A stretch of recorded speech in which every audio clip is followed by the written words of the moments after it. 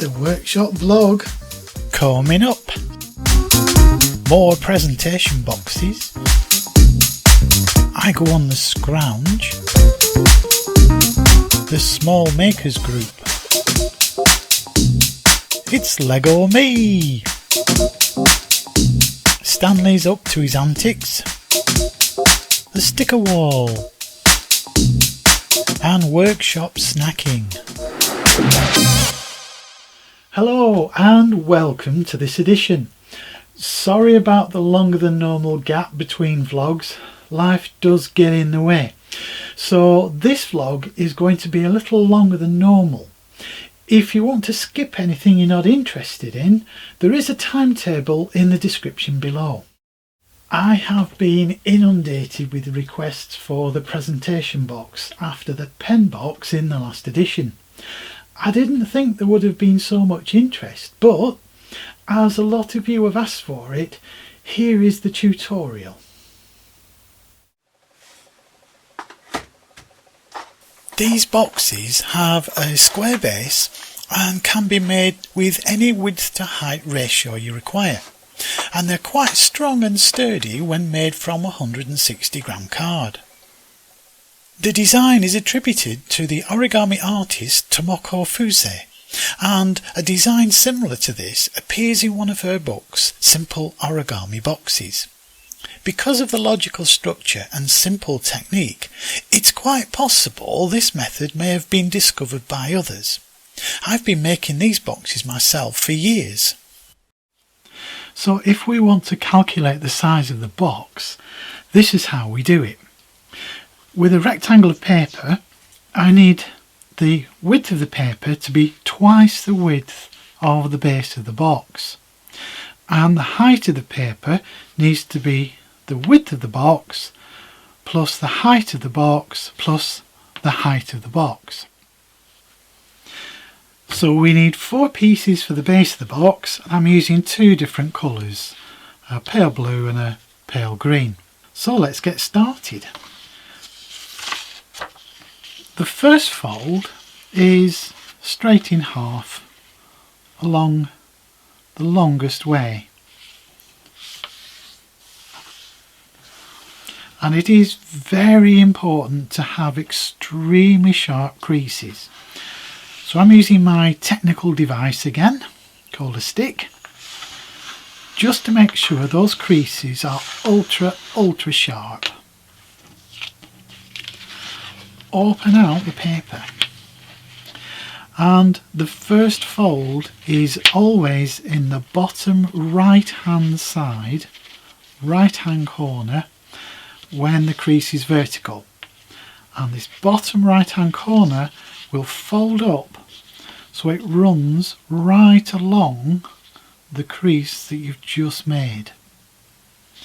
Do take your time to get this right. If you want, you can stand one side of the paper up to form a little crease there, and then press that down.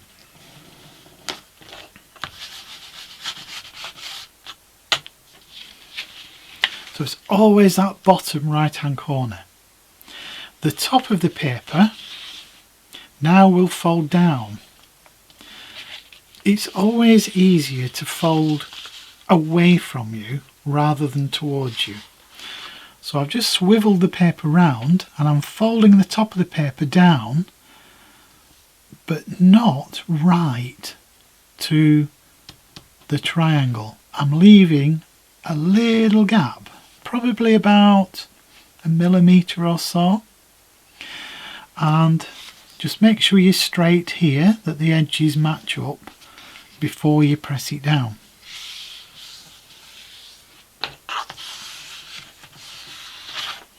The reason for this gap will become clear later on when we start to put the box together, but it will also help us for this next step. This side of the paper will now fold up. So again, I'll just swivel it around so I'm folding away from myself, and we need to make sure that we fold in that gap there, and that also it's straight along this edge.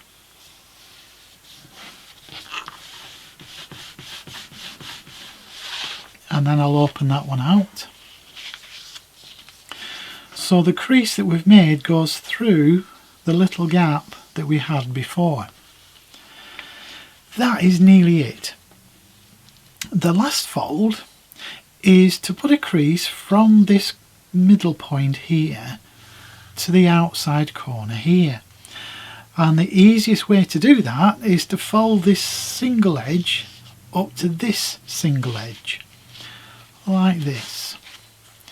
And I'm going to concentrate on getting a nice point there, holding that in, and then swivelling up the paper like so. But I only want to crease it up to that crease line here. And that needs to be a really good hard crease.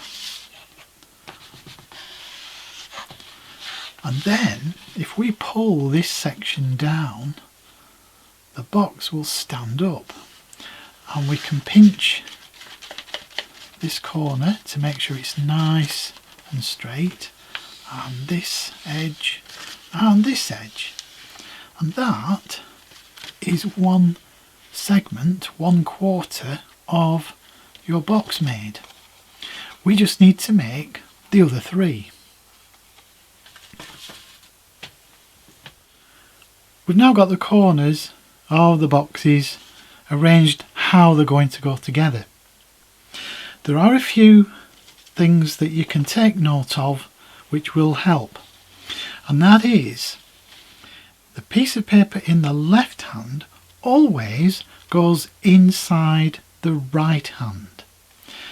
The wall of the box and this triangular base of the box. So this side, the left, always goes inside the right. So the wall of the box and the base of the box. But we only put it halfway. We don't go any further yet. If we did, we wouldn't be able to get the last one in. I'll put those onto the left hand side, bring my next piece in, and again, left hand always goes inside right hand, like this. So the wall of the box and the base of the box just halfway. These points in the bottom look a little bit erratic. That doesn't matter, we sort that out later. Okay, so the last corner, and again left hand always goes in right hand, like so. And then finally piece number 4 goes into piece number 1, left inside right, just halfway. So as I say before, it looks a bit of a mess down there, but don't worry about that.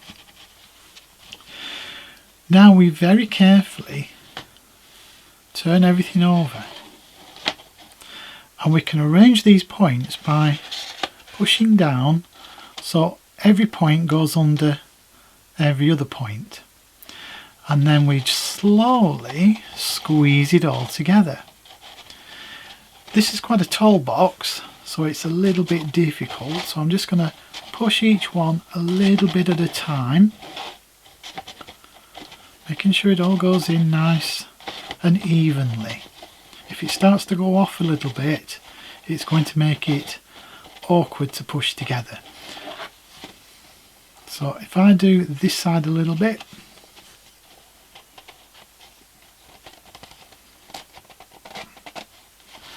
and then this side, and just keep going.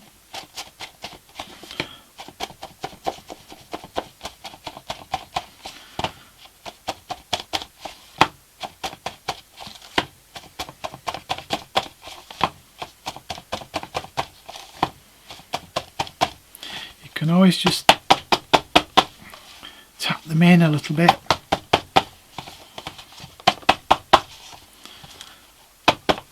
They won't go completely into the corners because obviously you've got thickness of the paper. Now, before when I mentioned we left that gap between the triangle and the top of the paper, this is where it comes in handy, because that gap is right in the corners of the boxes down here. And if we push the paper down like that, this base of the box will get trapped in that gap. And that stops it from coming out. That is your box. So let's calculate the size that we need now for the lid. So the width of the box has to be the same. So it was 80. So that's a width. And the height of the paper has to be the width plus the height plus the height. So that one obviously is 80. Now the height I'm going to calculate. It always looks nice if you've about a third. Things are divided into 3. So I'm going to go for about 35 millimeters. So that's the height of the lid. So this is 35 and 35.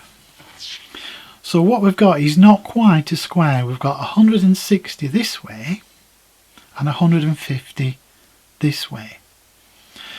So it's quite important that we fold it the right way. If we have the paper this way around and start folding, it's not going to fit. So we have to make sure that we are the right way around when we start folding. So this is the width of the box plus the width of the box, and this way is the width of the box plus the height plus the height. So I've got to keep it this way around. It's very easy to accidentally fold them the wrong way around. So what I'm going to do is, with all 4 of these pieces, is put that first crease in now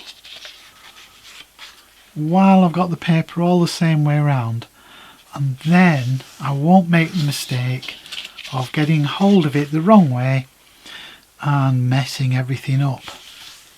It is so easy to do.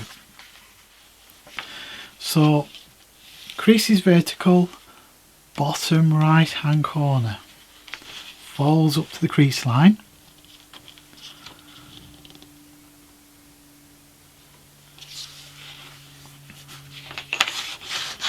Then the top edge of the paper folds down, but we always fold it away from ourselves, and we leave that little gap, about 1 millimeter or so. Just check it straight, press it down, crease it in, and then I can fold that one this way using the gap as a guide, checking it straight. Whoops, there we go. Open that out. So we've got our single layer of paper, and this is where we put the last diagonal crease from the midpoint to the outer edge, just the same as before. The folding is exactly the same, it's just the size of the paper that's different. Stand this one up, pinch everything in, and there we go. So that's one corner. Just as we did with the box, the left hand side always goes inside the right, both the wall of the box and the base of the box. Just halfway, left inside right and left inside right, and then finally the last one, left inside right, just halfway, like so. Doesn't matter about the points yet, we're going to reorganize those now. When we squeeze this together, we want it to be just the right size to fit on the box. So let's put it on the box. That also gives us some space to push the points in, and then we can squeeze it together very gently.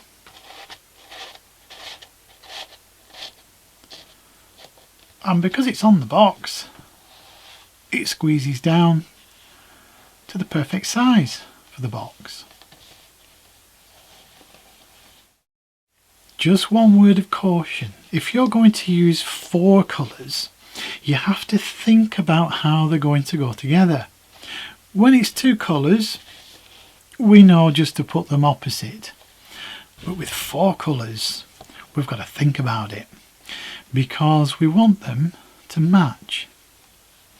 If I flip the lid through 180, all the colours will match up. But these look really nice this way around, so the colours are opposite. So how do you make sure that you get these colours the same as these? Well, this is how it's done. I need to know which order these are going to go together, and the easiest thing to do is use the base of the box as a guide.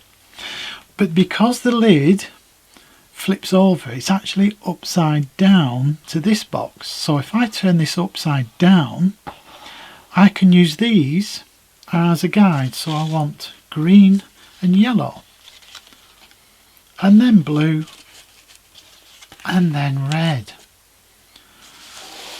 So that is the order that the lid has to go together in.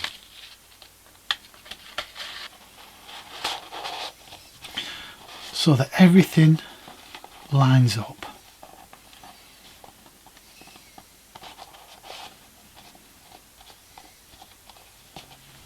Or not, as the case may be.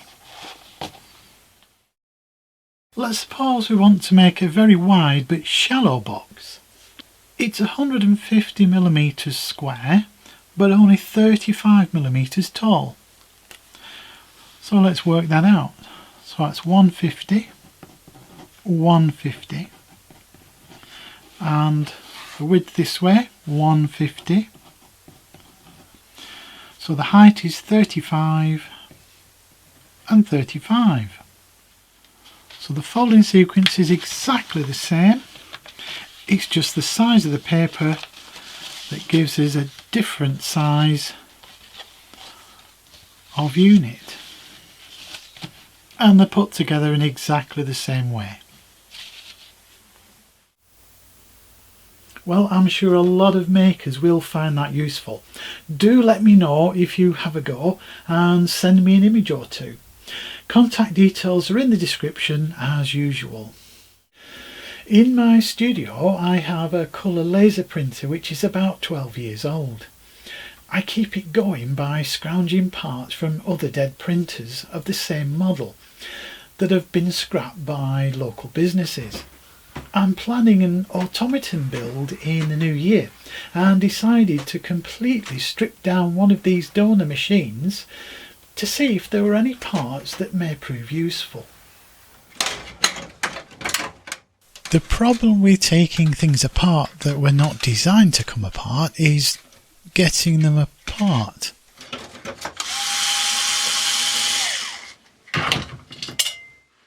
Basically, if you see a screw, you undo it. If it still won't come off, you hit it. Oh, a screw. I'm looking for bearings, gears, drive shafts, anything really that may come in handy.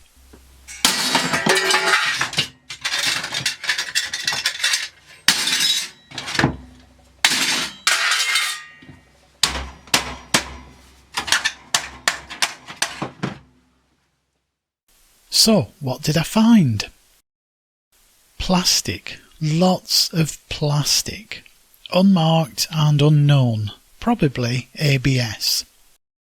I wanted gears, and there were gears, but all helical, the teeth cut at an angle. My project will be a Heath Robinson affair, so no way can I use any of these. They're probably made from MC nylon, so I can't even melt them down and cast them into blanks like I can with HDPE. There were lots of screws, probably the only parts in this machine that came off the shelf and weren't designed specially. A generous assortment of springs. There was also a lot of metal. They don't build them like this anymore. Everything apart from these circuit boards can go in my home recycling bins, but I'll have to take these to the recycling centre. So my haul was pretty small. 2 solenoids, I'll keep them as spares, a couple of press fit bearings, 2 usable drive shafts, and I'll save some of the springs just in case they may come in handy. And also I'll keep a small amount of this sheet metal. I can use this for fabricating brackets and making mounts, so not a totally fruitless adventure. Well, not much from that adventure, I'm afraid, but I was amazed to see just how much of that printer could be recycled and saved from landfill. So I may do the same with the others in the future. A bunch of us here on YouTube have come together to form a Facebook group. No, I hear you say, not another Facebook group, please. But this is different. All of us have small workshops, and I mean small, less than 150 square feet. Smaller than your car garage.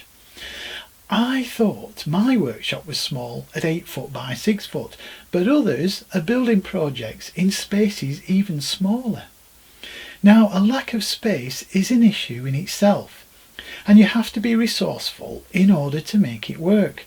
But when you add the fact that you're a YouTube content maker, working in a small space can prove difficult, because not only are you limited for room to start with, you also have added equipment such as cameras, tripods, sound equipment, additional lighting. Sometimes you need to open the door just to breathe. I mean, I'm sitting here now and it looks all comfy cosy, but I'm actually sat on a portable toolbox. And just take a look at what I'm looking at. Filming these vlogs turns my little workshop into a film set. And I've so much to remember that I have to use an auto cue to get through it all. The Small Workshop YouTube Makers Group has become a valuable resource for help and sharing of knowledge and ideas. It's made our work so much easier. It's a closed group for obvious reasons, but if you have a small space and you're a YouTube maker, do consider joining and sharing your experiences. It doesn't matter what medium it is. You could work in wood or metal or plastic or paper, paint, cake decorating, knitting. We're all amateurs and we do this for the love of it, so there's no reason to feel intimidated. As usual, I'll leave all the details in the description if you want to investigate further. There's still the Christmas special to come. That's in a couple of weeks, and we'll see if Stanley the Clamp finally manages to escape.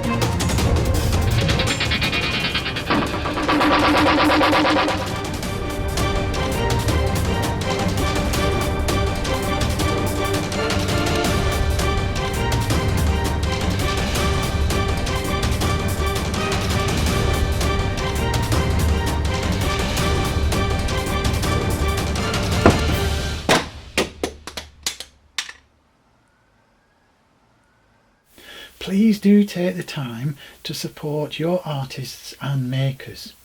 If you're not able to purchase their work to support them financially, you can always share, tweet and spread the word. Social reach is everything for us struggling artists. And please don't just like and leave. If you take the time to comment, it means the world to us, and it shows you took the time to appreciate our work, and it doesn't cost you a penny. Your feedback encourages us to continue in the face of adversity. Many of us try to entertain you better than the crap on television. Oh, I might have to bleep crap out. Yeah, you know what I mean anyway. Apologies are in order for some of you waiting for your 8x6 stickers. I have been inundated with requests and I've just been struggling to keep up. The last batch has just gone out and I don't think I've missed anybody out. It's been so manic. If you've asked for one and you haven't got it yet and your name is not on the screen now, then I do apologise for missing you out. Do get in touch again and I'll get it sorted. I've had some more stickers drop through the letterbox recently, so let's have a look and see what's on the sticker wall. Keith Saunders of Asgard Woodturning will tackle anything. Wood turning, woodworking, resin casting, scroll sawing. He may be a newcomer to YouTube, but his subscriber count is clicking up nicely. If you haven't heard of Make It Soph yet, you must have been living under a rock. She's taken the small maker scene by storm and has recently been a guest on the Makers International podcast. She makes incredible things from the simplest of materials, so do check out her channel. I am super excited to receive a sticker from Michael Zerker, a turner, maker and an artist. I drop everything when I get a notification he's published a video. He's an inspiration to me.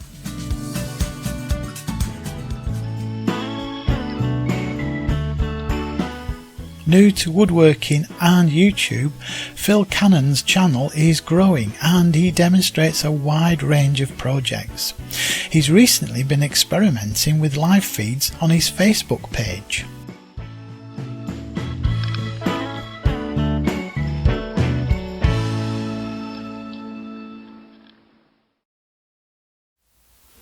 I do give a shout out for anyone who sends in a sticker, so keep them coming. Now, Sophie Lewis, who we've just seen, has sent me this. She's been making some Lego caricatures and she sent me this little guy. He's fantastic. He's even got Stanley the Clamp. So thanks very much for that, Soph. He's too excellent to stay in the workshop and get dusty and dirty, so he's going to live in the studio where it's always nice and warm. Now, contact details are in the description if you'd like to do a sticker exchange or you'd like one of mine for your wall. That's about it for this time, but if you've been following the antics of Andy Berkey with his table saw tacos and Al's Hack Shack with his Hack Shack jalapenos, making snacks in the workshop is becoming popular. So I decided to finish this edition by seeing what healthy options I could come up with. So until next time, jobs are good 'un. For the hummus, you'll need a large pan, you'll see why soon, some chickpeas, tahini, dark or light makes no difference, splash of lemon juice, bit of garlic and a pinch or two of salt. We're going to whiz it all up.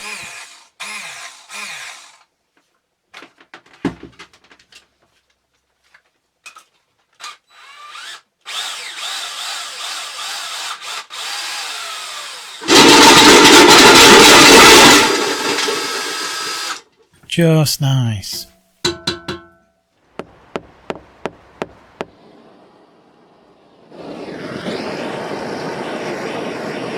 I like my pita bread slightly toasted.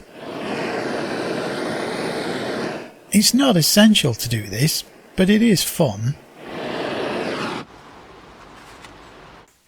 Now we're going to use some sharp tools, so do stay safe.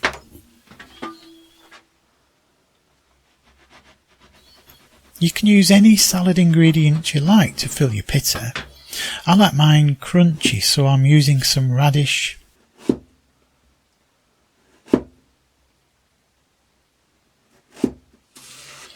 celery,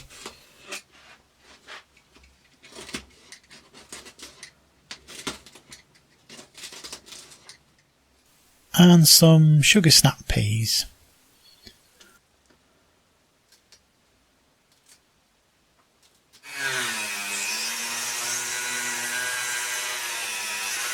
Organic tomatoes have more flavour.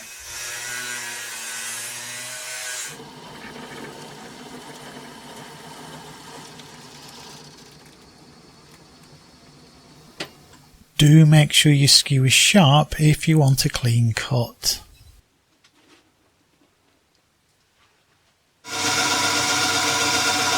You have to make sure your lettuce is secure. You don't want it moving and binding on the blade.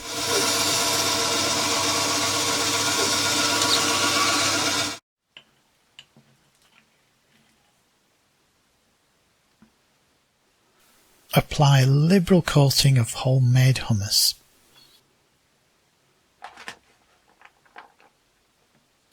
Spoon in your prepared salad.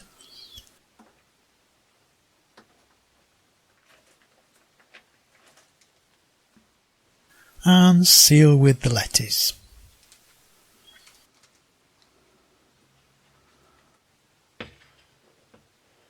A handful of mixed nuts, and you have 6 of your 5 a day.